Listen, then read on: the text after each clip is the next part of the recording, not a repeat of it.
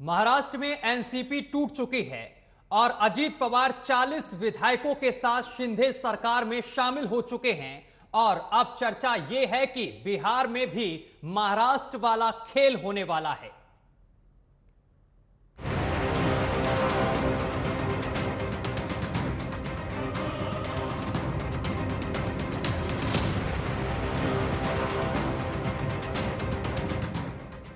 नमस्कार, आप देख रहे हैं न्यूज वॉच इंडिया और मैं हूं आपके साथ सत्यम गौर। महाराष्ट्र में राजनीतिक समीकरण बदलने के बाद बीजेपी नेता सुशील कुमार मोदी ने दावा कर दिया है कि बिहार में भी महाराष्ट्र जैसे हालात बन सकते हैं और महाराष्ट्र में नेता विपक्ष यानी कि अजीत पवार के सरकार में शामिल होने के बाद सुशील मोदी ने कहा है कि बिहार में भी सत्ताधारी पार्टी जेडीयू टूट सकती है। इसी को लेकर हमारी खास रिपोर्ट देखिए और रिपोर्ट के बाद इसी पर चर्चा करेंगे।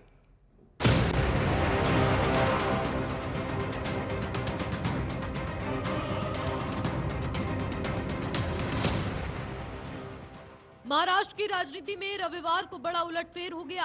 कुछ ही घंटों में नेता विपक्ष अजीत पवार शिंदे फडणवीस सरकार में शामिल हो गए और डिप्टी सीएम पद की शपथ भी ले ली। शरद पवार की पार्टी में हुई इस टूट के बाद बीजेपी नेता सुशील मोदी ने दावा किया कि बिहार में भी विपक्षी दलों में ऐसी टूट हो सकती है। बीजेपी नेता सुशील मोदी ने कहा कि शरद पवार की पार्टी एनसीपी में विद्रोह विपक्षी एकता की पटना बैठक का परिणाम है। इसमें राहुल गांधी को प्रोजेक्ट करने की जमीन तैयार की जा रही थी। सुशील मोदी ने दावा किया कि बिहार में भी महाराष्ट्र जैसे हालात हो सकते हैं। इसके बाद तो प्रदेश बीजेपी नेताओं ने बयानों की बौछार कर दी। प्रदेश अध्यक्ष सम्राट चौधरी ने दावा किया कि जेडीयू में भी बहुत जल्द टूट होगी। सुशील मोदी ने दावा किया कि बिहार में महाराष्ट्र जैसी स्थिति बन सकती है। इसे भांपकर नीतीश कुमार ने विधायकों से अलग अलग बात करना शुरू कर दिया। उन्होंने कहा कि जदयू के विधायक सांसद न राहुल गांधी को स्वीकार करेंगे और न तेजस्वी यादव को, क्योंकि नीतीश कुमार ने पिछले 17 साल में कभी भी विधायकों और सांसदों को कभी मिलने के लिए 1 मिनट भी समय नहीं दिया। साल भर लोगों को इंतजार करना पड़ता था। अब वो प्रत्येक विधायक सांसद को आधा घंटा समय दे रहे हैं। और विशेष करके जब से नीतीश कुमार ने राहुल गांधी को एक प्रकार से अगली लड़ाई के लिए नेता स्वीकार कर लिया और तेजस्वी यादव को अपना उत्तराधिकारी बना दिया, तब से जनता दल में विद्रोह की स्थिति है। कोई भी जनता दल का विधायक सांसद न तो राहुल गांधी को स्वीकार करने के लिए तैयार है और न ही तेजस्वी यादव को। और इसलिए, और देखिए, बड़ी संख्या में जो सांसद हैं उनको मालूम है कि उनका टिकट कटने वाला है।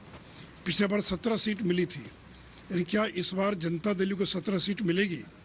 और इसलिए, और आज की स्थिति में 8-10 से ज़्यादा सीट मिलने की कोई गुंजाइश नहीं है। तो जो सांसद हैं उनको भी लगता है कि पता नहीं उनका भविष्य क्या होगा। फिर नीतीश कुमार के बाद जनता दल का कोई भविष्य नहीं है। सारे लोग अपना भविष्य अंधकार में देख रहे हैं और इसलिए एक भगदड़ की स्थिति है। वो जो सांसद है, विधायक है, दूसरे दलों से संपर्क कर रहे हैं। तो इसलिए हम लोगों ने कहा कि भगदड़ की स्थिति है। और नीतीश कुमार अगर अपना ये निर्णय वापस लेते हैं कि उत्तराधिकारी तेजस्वी यादव नहीं होगा तो एक अलग बात है, नहीं तो पार्टी टूट की स्थिति है। वहीं महाराष्ट्र को राजनीतिक घटनाक्रम को लेकर लोक जनशक्ति पार्टी के नेता चिराग पासवान ने कहा कि नीतीश कुमार को अपनी पार्टी में टूट का डर सता रहा है। उन्होंने कहा इसीलिए वो अपने विधायकों, मंत्रियों के साथ एक एक करके मुलाकात कर रहे हैं। चिराग ने कहा कि नीतीश कुमार जानते हैं कि उनकी पार्टी के कई विधायक, सांसद दूसरी पार्टियों के संपर्क में हैं। जनता दल यूनाइटेड के कई नेता तो मेरी पार्टी के संपर्क में भी हैं। जो दूसरे की पार्टी को तोड़ता है उसे हमेशा अपनी पार्टी के टूटने का डर लगता है, क्योंकि जैसी करनी वैसी भरनी। नीतीश कुमार ने दूसरे की पार्टी को तोड़ना और अब उन्हें अपनी पार्टी के टूटने का डर सता रहा है। फिलहाल सुशील मोदी सहित कई नेताओं के बयान आने के बाद अब पलटवार का दौर शुरू हो गया है। देखने वाली बात ये होगी कि क्या आने वाले वक्त में बीजेपी का दावा कितना सच हो पाता है। Bureau report, news watch India.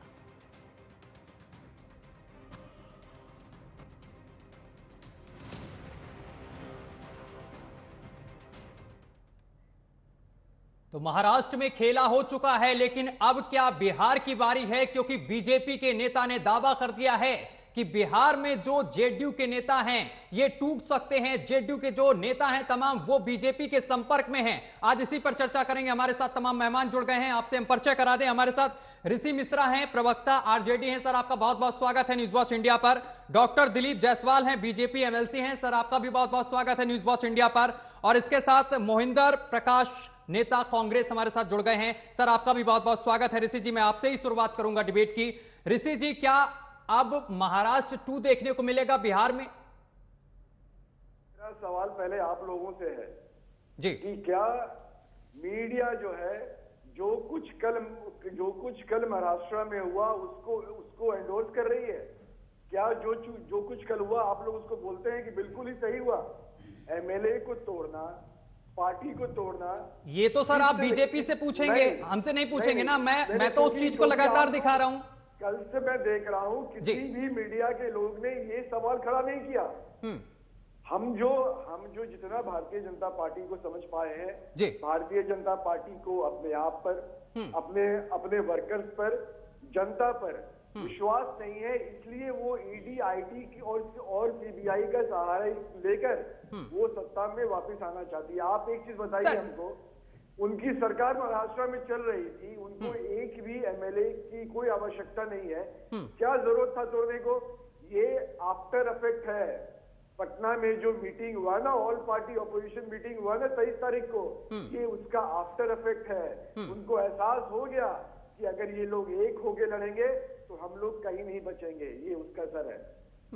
ऋषि जी, लेकिन ईडी सीबीआई की जो आप बात कर रहे हैं, डर तो उसे होता है जो चोर होता है भाई, जो स्वच्छ है, साफ है, उससे किस चीज का डर? कोई मेरे ऊपर अगर आरोप लगाए कि हम आपके ऊपर ईडी सीबीआई बैठाल रहे हैं, आपके ऊपर एफआईआर कर रहे हैं, ये आरोप लगा रहे हैं, वो आरोप लगा रहे हैं, तो मुझे कोई डर नहीं, मैंने कुछ किया नहीं।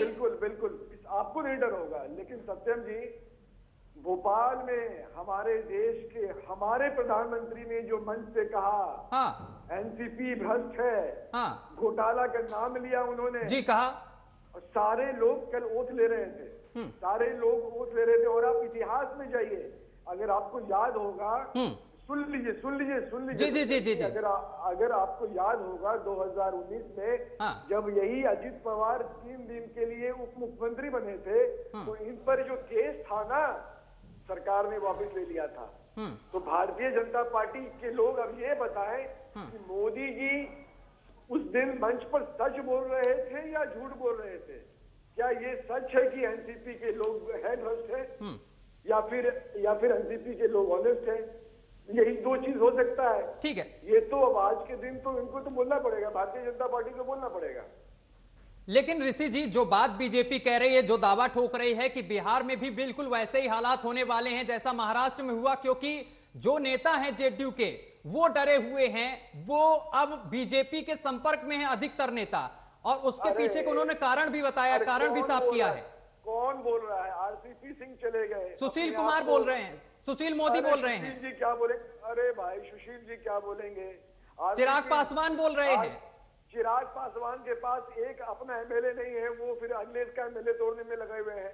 अरे भाई, हकीकत समझिए। आरसीपी सिंह अध्यक्ष हुआ करते थे, राष्ट्रीय अध्यक्ष जनता दल यू के।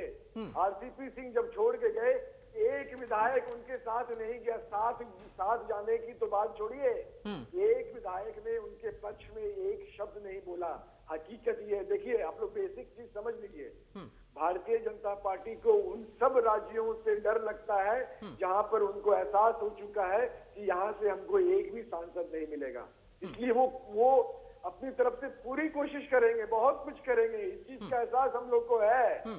हमारे नेता ने कहा है कि भारतीय जनता पार्टी अभी 2024 लोकसभा से पहले बहुत कोशिश होगा, बहुत कुछ होगा, बहुत ड्रामा होगा, लेकिन सवाल है कि वर्कर्स किसके साथ है, जनता किसके साथ है, वोटर्स किसके साथ है। ठीक है, डॉक्टर दिलीप जायसवाल हमारे साथ जुड़े हैं। डॉक्टर दिलीप जायसवाल, बड़ा दावा किया गया बीजेपी की तरफ से कि महाराष्ट्र में जो हुआ वही हाल बिहार में भी होने वाला है, क्योंकि बिहार में जो जेडीयू के नेता हैं वो तमाम अब बीजेपी के संपर्क में आ चुके हैं। जी, जो स्थिति अभी बिहार की है, उस परिस्थिति में जैसा कि सुशील जी ने कहा, सुशील मोदी जी ने, जी, कि 8 से ज्यादा सीट लोकसभा का जदयू को मिलने की संभावना नहीं है। तो जब सांसद को ये पता हो जाए कि 8 से ज्यादा सीट नहीं मिलेगा, क्योंकि महागठबंधन में जितने दल बिहार में सीट बांटने में ही उनका जो है सिर्फ प्रोवल होगा, माथा फूटना बोलते हैं इसको। तो 8 सीट उसके बाद के सांसद तो कहीं ना कहीं सशंकित हैं। और दूसरी बात ये है, सुशील मोदी जी ने कहा कि एक भी विधायक या सांसद से मुख्यमंत्री महोदय नहीं मिलते थे, जो उनको सम्मान देना चाहिए वो नहीं देते थे। हाँ। आज एकाएक सभी लोगों को से उनका प्यार जगना शुरू हो गया। तो जो हमारे पूर्व के वक्ता बोल रहे थे, उनकी पार्टी की भी इच्छा है कि जदयू का हालात कैसा रहे बिहार में। तो ये हो सकता है ऋषि जी को नहीं मालूम, लेकिन राष्ट्रीय जनता दल का उम्मीद तो बहुत ऊंची उड़ान की ओर है। तो इसलिए ऋषि जी भी बहुत संभल के ही बोलते हैं, क्योंकि वो भी जानते हैं कि ज्यादा बोलना ठीक नहीं है। लेकिन आने वाला, मैं आपको जवाब दे देता हूं सर। आने वाला दिन जो है ऋषि जी, इस बात को तो मानना ही पड़ेगा कि आने वाला दिन जदयू का बहुत ही खराब है। मेरा एक सवाल आपसे, नहीं देखिए आप हम मेरा सर आपसे सिर्फ एक ही सवाल है। ऋषि जी मैं तुरंत वापस ऋषि जी बोल लेते हैं। ऋषि जी मैं आपके पास हम लोग सुनेंगे, हम लोग सब पढ़े लिखे, आज अच्छे लोग सब हैं इसमें, तो बहुत मजा भी आएगा। तो मैं ये कह रहा था कि जदयू की स्थिति निश्चित रूप से बहुत खराब होने वाली है, इसलिए कि वहां के विधायकों को, सांसदों को अपना भविष्य कहीं न कहीं ढूंढने का जरूरत है। भारतीय जनता पार्टी कभी भी किसी दल को तोड़ने का काम नहीं करती है। आने वाले समय में इस देश में 2 ही पार्टी रह जाएगा, एक देशभक्त की पार्टी रह जाएगी और एक सो कॉल्ड सेकुलरिज्म के नाम पर, ठीक है, जो देश विरोधी ताकत के साथ रहते हैं वो पार्टी रह जाएगी। तो जो भी देशभक्त लोग रहेंगे वो तो भारतीय जनता पार्टी को ही जो है पसंद करेंगे। और इस देश की जो स्थिति आज बनाने के प्रयास में विरोधी दल है, तो जनता अब इस बात को समझ रही है कि ये फ्रॉग को, मेढक को एक तराजू पर तौलने वाली बात है। ठीक है दिलीप जी, वापस आऊंगा, मोहिंदर जी के पास भी पहुंचूंगा मैं थोड़ी देर में, लेकिन इससे पहले ऋषि जी से जवाब ले लेता हूं। ऋषि जी, मेरा बेसिक एक ही सवाल है जी।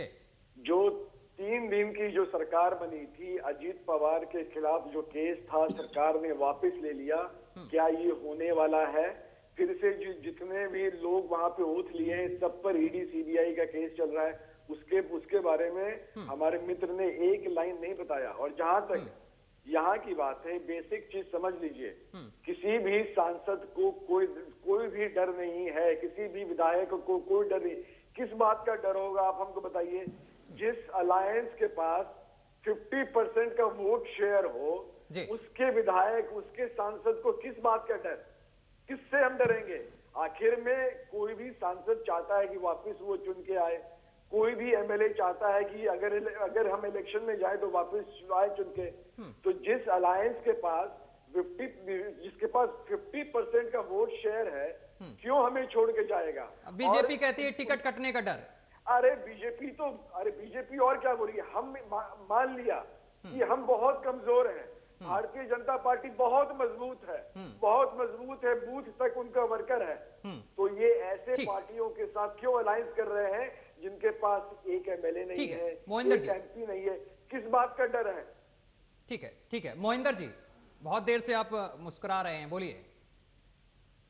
देखिए सर, पहले तो जायसवाल साहब और हमारे ऋषि साहब को नमस्कार जी। नमस्कार। और ऋषि साहब को मैं कहता हूं कि कांग्रेस के साथ हैं आप, चिंता मत कीजिए। बड़ी पुरानी अंग्रेजी में कहावत है, mistake can not be rectified with another mistake.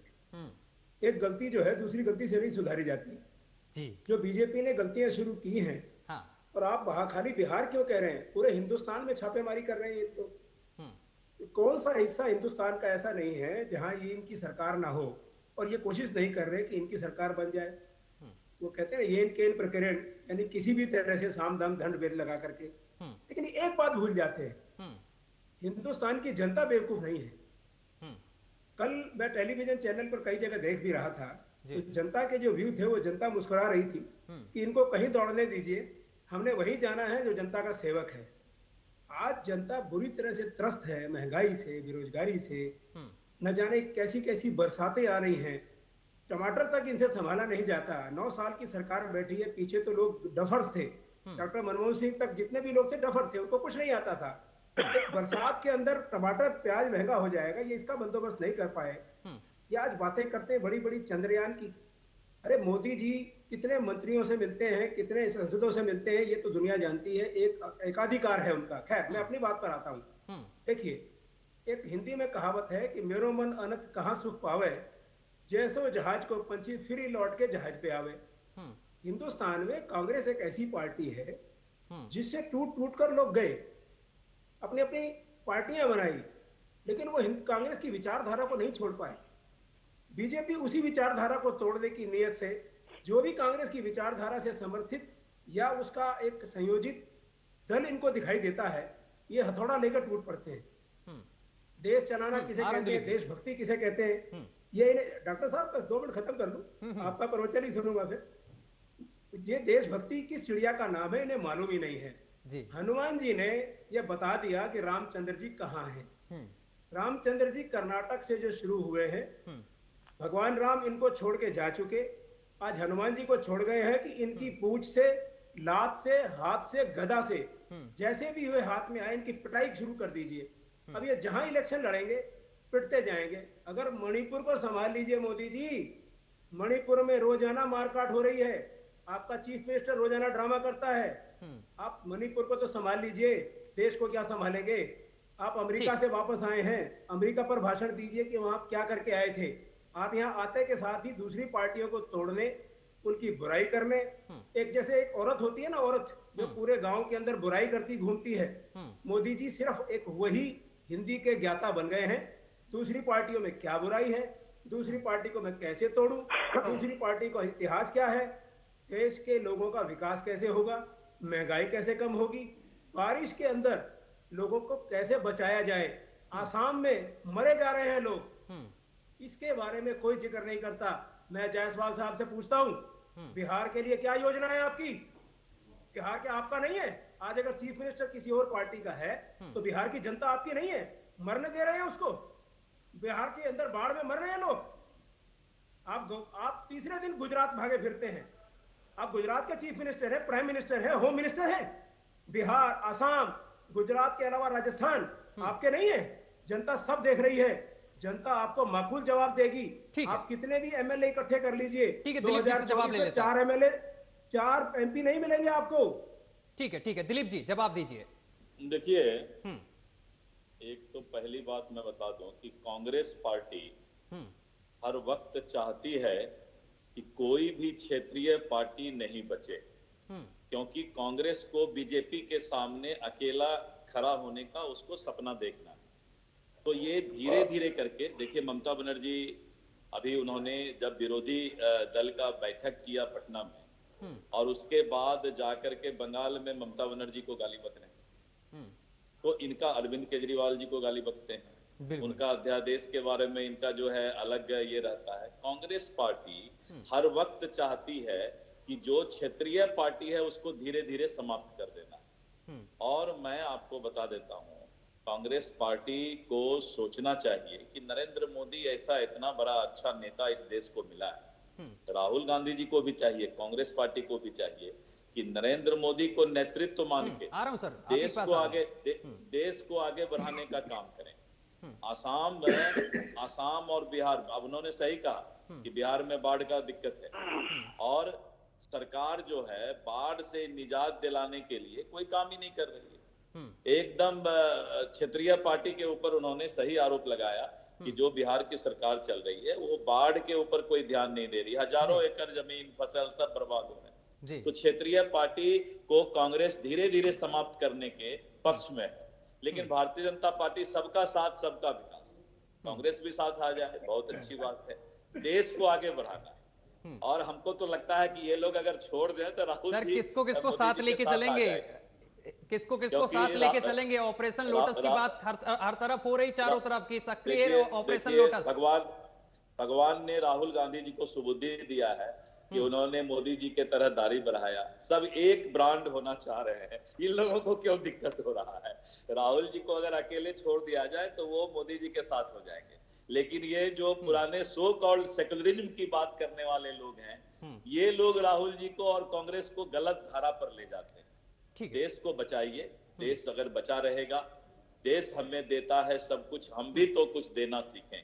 तो देश को बचाइए, देश को बचाइए। सेकुलरिज्म के नाम पर देश को बांटने का काम मत कीजिए। ठीक है मोहिंदर जी, जल्दी से अपनी बात पूरी करिए। ठीक है ऋषि जी के, फिर इसके पास जाता हूँ। ये जो सो कॉल्ड लगाते हैं ना डॉक्टर साहब, आपसे उम्मीद नहीं थी कि आप सो कॉल्ड कहें। 70 साल इस देश को हमने लोकतंत्र को, देश की सीमाओं को और देश के अंदर विकास को अपने सतत प्रयास से जारी रखा और देश सुरक्षित हाथों में है। देश की संस्कृति, देश की हर तरह से हमने देखभाल की है। 19-20 सब हो जाता है, ऐसा कुछ नहीं है। जिस देश को आप कहते हो ना कि मैं आगे ले जा रहा हूं, वो देश को यहाँ तक और इस लोकतंत्र को लेके हम ही आए हैं। अगर लोकतंत्र सुरक्षित नहीं होता तो एक चाय वाला कभी भी प्राइम मिनिस्टर नहीं बन सकता था, ये ख्याल रखिएगा। बाकी आपको देखो, क्षेत्रीय पार्टियां आती हैं नहीं आती, कांग्रेस उनको हमेशा समर्थन देती रही है। कांग्रेस की विचारधारा को जो लागू करता है, जो समझता है, हम उसके साथ चलते हैं, पूरा साथ देते हैं। हमने अपना सैक्रिफाइस किया है, हमने बिहार में सैक्रिफाइस किया, हमने यूपी में सैक्रिफाइस किया। लेकिन अगर क्षेत्रीय पार्टियां दमदार ना हो, कांग्रेस की विचारधारा को सही तरीके से लोगों तक ना पहुंचा पाए, तो उसमें फिर कसूर कांग्रेस का नहीं होता। कांग्रेस की विचारधारा उतनी ही मजबूत है, महात्मा गांधी की विचारधारा उतनी ही मजबूत है, इंदिरा गांधी की विचारधारा उतनी ही मजबूत है। ठीक है, हमने पाकिस्तान के 2 टुकड़े किए थे और अगली बार पाकिस्तान के 4 टुकड़े करेंगे हम, ये लिख लीजिएगा। खाली आपकी ये गोलीबारी है, थोड़ी सी बंदरबाजी नहीं करके आ जाएंगे। ठीक है, ठीक है, फेंक के आ गए और आपने पता नहीं क्या कर लिया। ऋषि जी से सवाल लेते हैं। ऋषि जी बोलिए। मेरा 1-2 ऑब्जेक्शन है जो अभी हमारे मित्र ने कहा कि सेकुलर, अगर हम सेकुलर हैं तो देश विरोधी हैं। ये जो लाइन है ना, ये आपको सर वापस लेना चाहिए। सेकुलर दोनों दो चीज है। मैंने सेकुलर सर आपने कहा कि सेकुलर है तो देश विरोधी है।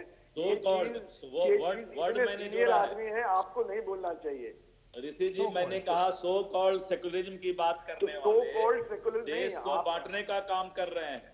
देश को मत बांटिए। कौन देश को बांट रहा है? देश को सो कॉल्ड सेकुलरिज्म के नाम पर देश को मत बांटिए। कौन बांट रहा है? और जिस दिन कांग्रेस ताकतवर हो गया ना, वो जो हंस रहे हैं हमारे भाई, उस दिन वो राजद जदयू किसी को नहीं पूछेंगे। कांग्रेस जिस दिन मजबूत हो गया, वो कभी आपको नहीं पूछेगा। वो तो कांग्रेस अभी कमजोर है, इसलिए आपको पूछ रहा है। आपने जवाब नहीं दिया। जो मैंने शुरू में 3 सवाल उठाए थे, आपने उसका जवाब नहीं दिया। हम लोग भी जवाब दे दिया कि कांग्रेस जिस दिन मजबूत हो जाएगा आपको पूछेगा। कांग्रेस और आरजेडी जेडीयू का क्या रिश्ता है? उसके बीच में आप क्यों आ रहे हैं? हम कमजोर हैं, मान लीजिए हम कमजोर हैं, आप तो बहुत मजबूत है ना, तो आप अपनी पार्टी को संभालिए, अपने अलायंस को संभालिए। हमारे में क्यों ताक झांक करते हैं अगर आप इतने मजबूत हैं? बेसिक चीज है सर।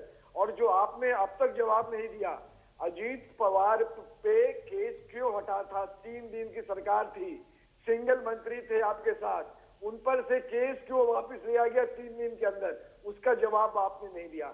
आपने इस बात का जवाब नहीं दिया जब हमारे प्रधानमंत्री मंच से कहते हैं कि एनसीपी के लोग भ्रष्ट हैं, तो या तो उस दिन मोदी जी झूठ बोल रहे थे, या फिर आज जो कल जो हुआ वो गलत हुआ। तो इन सब चीजों पे जो बेसिक सवाल है जो आपके सामने है, उस पे आप कोई जवाब नहीं दे रहे। हमारा एक सब चीज का जवाब दूंगा, अभी समय है। कल अजीत पवार 9 मंत्रियों के साथ उन्होंने जाके गवर्नर हाउस में ओथ ले लिया। एक चीज बताइए हमको, और क्या गवर्नर ने इस चीज को चेक किया कि अजीत पवार के पास कितने एमएलए हैं? अब तक किसी की तरफ से कोई भी एक फिगर नहीं आया है। कोई एक फिगर किसी ने नहीं दिया है कि मेरे पास इतने एमएलए, उसका लिस्ट कहाँ है? अगर कल को किसी भी राज्य में 6 एमएलए चले जाएंगे किसी पार्टी से और बोलेंगे कि हमारे पास 48 एमएलए हैं, 100 एमएलए हैं, तो उसको आप वोट करवा दीजिएगा। बेसिक सवाल है सर। ठीक है ऋषि जी, लेकिन थोड़ा बिहार पे भी ध्यान देते हैं, क्योंकि बिहार को लेकर जो बड़ा बयान दिया गया है कि बिहार में कुछ सही नहीं चल रहा है, और बीजेपी ने भविष्यवाणी कर दी, एक तरीके से दावा कर दिया है कि बहुत जल्द परिवर्तन होने वाला है। भारतीय जनता पार्टी के लिए बिहार में सही में कुछ सही नहीं चल रहा है, ये चीज मान के चलिए। नहीं, क्या नीतीश कुमार सच में नहीं मिलते विधायकों और सांसदों से? क्योंकि ठीक ऐसा ही उदाहरण देखने को मिला था उद्धव ठाकरे, याद हो, वो भी सांसद विधायकों से नहीं मिलते थे, उसके बाद क्या हुआ, शिंदे ने ये बयान दिया था। तो कौन नहीं मिलता यहाँ पे सांसद से, कौन नहीं मिलता यहाँ पर एमएलए से? अभी हमारे अभी 2 दिन पहले अब मुलाकात बढ़ गई है, से मिल रहे थे, अब 1-to-1 मुलाकात कर रहे हैं नीतीश कुमार, क्योंकि डर सता रहा है। क्या सच में उनको डर सता रहा है? अरे सर, भारतीय जनता पार्टी को सच्चे दिल से बोलिए कि बिहार में विधायकों का इज्जत और सम्मान है। क्यों ताक-झांक कर रही है? भारतीय जनता पार्टी अपने आप को मजबूत करे। जो हमारे जो मोदी जी है, सुशील मोदी जी, ये अपने आप को यहाँ मजबूत करे ना। आज बिहार में किसी विधायक की इज्जत है ऋषि जी? मजबूत करें। बिहार में किसी विधायक की इज्जत है ऋषि जी? सच बताइए। एक सेकंड सर, अफसरशाही है बिहार में, ऑफिसर राज कर रहे हैं सर, ऑफिसर का राज है बिहार में, विधायकों को बेइज्जत किया जाता है। से भी हम लोगों की बातें होती हैं। भारतीय जनता पार्टी जी बिहार की बात कर रहा हूँ, सेंट्रल मिनिस्टर में, उनसे भी हमारी बातें होती है। मैं ऋषि जी बिहार की बात कर रहा हूँ कि बिहार में ऋषि जी आप दिल पर हाथ रख के बोलिए, हम तो दिल पर हाथ रख के बोलिए, हमारे भी भारतीय किसी जनता पार्टी विधायक का इज्जत है? सर, भारतीय जनता पार्टी में सांसद बिहार में किसी विधायक का इज्जत है? सेंट्रल मिनिस्टर का क्या स्थिति है, प्लीज उनसे पूछिए ना। हमारे गडकरी जी से जाके पूछिए ना, गडकरी जी का जो दर्द है, दिल का दर्द है, उनसे पूछिए ना गडकरी जी का दिल का दर्द। आप खाली बिहार के बारे में बता दीजिए ऋषि जी, दिल पर हाथ रख के, भगवान के हम बिहार के बारे में बता क्या रहे हैं। विधायक का आप इज्जत तो है भारतीय बिहार में? जनता पार्टी के बारे में बताइए सर। आप भी तो भाजपा के हमको बारे बता में दीजिए, बताइए लेकिन कि भाजपा के सांसद, इसीलिए जदयू टूटेगा सेंट्रल कि बिहार विधायक का कोई इज्जत बिहार में नहीं। ठीक है सर, दिलीप जी, ठीक है ऋषि जी, समय की बेहद कमी है। मैं कांग्रेस प्रवक्ता के पास पहुंचूंगा। मोहिंदर जी, फाइनल कमेंट। दो तीन चीजें हैं जो बड़ी ध्यान से देखनी चाहिए बिहार के बारे में, खास तौर पे। जी देखिए, शरद पवार जी की गुगली कहाँ जाएगी ये तो शरद पवार जी को सभी जानते हैं। बीजेपी को आज खुश होने दीजिए, जब आखिरी वो दांव चलेंगे तो पता चलेगा महाराष्ट्र में क्या होगा। नंबर 2, मैं बिहार पे आता हूँ। चिराग पासवान, आपके सुशील मोदी जी या रविशंकर प्रसाद, देखिए चिराग पासवान की अपनी पार्टी का क्या हाल है। वो अपने आप को नहीं संभाल पा रहे, घर को नहीं संभाल पा रहे, चाचा को नहीं संभाल पा रहे, तो उनको बोल के अपने आप को जिंदा रखना है। सुशील मोदी जी को बीजेपी ने चिमटे से पकड़कर बिहार से उठा के बिहार की राजनीति से बाहर फेंक दिया। वो आज अपनी प्रासंगिकता बनाए रखने के लिए बिहार में कुछ भी जरूर बोलते रहते हैं। क्योंकि आज कल ये हरकत हुई है महाराष्ट्र में, तो ये सनसनी की खबर कोई ना कोई बन जाएगी। अगर कोई सुशील मोदी या कोई भी बीजेपी का नेता कहता है कि हम बिहार में भी कर रहे हैं, कल को ये कर्नाटक भी बोलेंगे, राजस्थान भी बोलेंगे, तो सनसनी फैलाने के अलावा इसका और कोई मकसद नहीं होता। रविशंकर प्रसाद कोई मौका नहीं छूटते कि राहुल गांधी की बात का जवाब देने के लिए, उन्हें कोई पूछता ही नहीं है। उनकी अपनी पार्टी में नहीं पूछता, मंत्रिमंडल से निकाल दिए गए, प्रासंगिक ही नहीं है और अगली बार टिकट मिलने के कोई चांस नहीं है। जहां तक बिहार का ताल्लुक है, कांग्रेस का अनुभव रहा है कि आरजेडी और नीतीश कुमार जी, देखिए सिद्धांतों के ऊपर नीतीश कुमार जी ने कभी कोई समझौता नहीं किया। आरजेडी की बात करें तो लालू प्रसाद जी कभी झुके नहीं। इस बीजेपी के साथ अगर वो समझौता कर ले तो ना जेल जाते, ना कहीं उनको मुकदमा चलता, वो पूरे साफ पाक दामन हो जाते। ठीक है सर, तो कभी भी कोई समझौता नहीं किया। तो यकीन मानिए, हमारा विश्वास है कि बिहार 20 सेकंड में फाइनल कमेंट, कोई हरकत होगी। देखिए बिहार में, ठीक है सर, बीजेपी को अच्छी तरह मालूम है, 20 सेकंड में सर फाइनल कमेंट, बहुत समय की कमी है, लोकसभा में मिलने वाली नहीं है। शायद मोहिंदर जी को मालूम नहीं, बीजेपी सनसनी फैलाना चाहती है। मोहिंदर जी, ये अपनी मार्केट के अंदर लेके बैठे हैं, करप्ट लोगों को साथ लेके चलना चाहते हैं। तो हम भी चाहते हैं कि करप्ट लोगों को पहले ही छांट ले। ठीक है दिलीप जी को शायद मालूम नहीं है कि किस कदर कांग्रेस को भी बेइज्जत करने का काम नीतीश कुमार जी बिहार में करते हैं। मोहिंदर जी, अगर आपको नहीं मालूम है, मैं तो दिन रात देखता हूं कि कांग्रेस को क्या तरजीह देते हैं नीतीश कुमार। अब थोड़ा डर लगा है कि 1-2 और मंत्री बना देते हैं। ठीक है, इनको 3 साल ख्याल नहीं आया, और नीतीश कुमार जी कांग्रेस को थोड़ा भी इज्जत नहीं देते हैं बिहार में। मोहिंदर जी, पता लगा लीजिएगा कांग्रेस के नेता से। ठीक है सर, पहले कांग्रेस को आज की बात ये अभी पटना में रैली, पटना में जो मीटिंग हुई, ठीक है सर, ठीक है, हमारे राहुल गांधी जी, ऋषि जी फाइनल कमेंट, उनको पूरी इज्जत मिली, उनको लीड दी गई। अब बेंगलोर या राजस्थान में अगली मीटिंग कांग्रेस कराएगी। ठीक है सर, ठीक है, समय की कमी है सर, फाइनल कमेंट हो जाने दीजिए। जो है नीति चलाते रहिए। ऋषि जी बात रखिए अपनी, उससे कोई फर्क नहीं पड़ता। मैं आज की सिर्फ बात अंत में कीजिए, एक ही बात बोलूंगा, जी। हमारे साथी हैं, सब कोई हमारे साथी हैं, अपनी पार्टी को संभालिए, अपना एजेंडा चलाइए। RJD, Congress, Janata Dal you, left party क्या कर रही है, हम लोग को अपने हाथ में छोड़िए।